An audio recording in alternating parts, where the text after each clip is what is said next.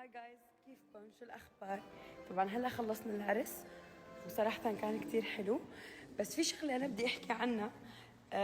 يعني أنا أكثر من مرة سكتت عنها، بس هالمرة كتير حابة إني أنا أحكي معكم فيها.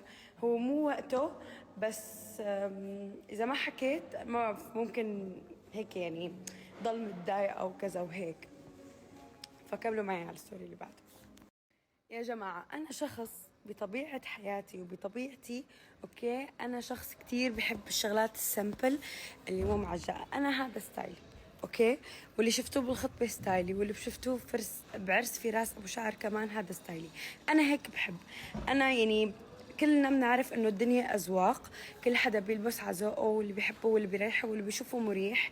يعني أنا ما فيني ألبس على ذوق حدا تاني وانا مو عاجبني، او ما فيني البس يعني ما في حدا يلبسني شيء انا ما بحبه او انا ماني مبسوطه فيه. بالنهايه انا هذا الشيء انا عاجبني، انا نقيته، انا فصلته، انا مبسوطه فيه.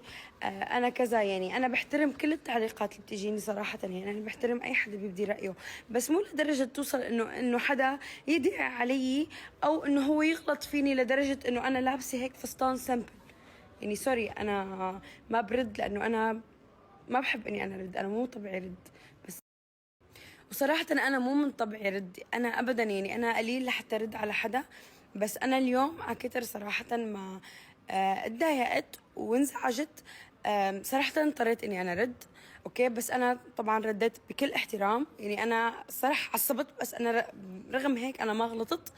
بس انا بقول شكرا لكل حدا عجبوا اللوك تبعي وقال لي انك انتي طالعه برنسس، وشكرا لكل حدا دعا علي انه انا بمعنى انه الله يحرقني والله مدري شو اللي هو.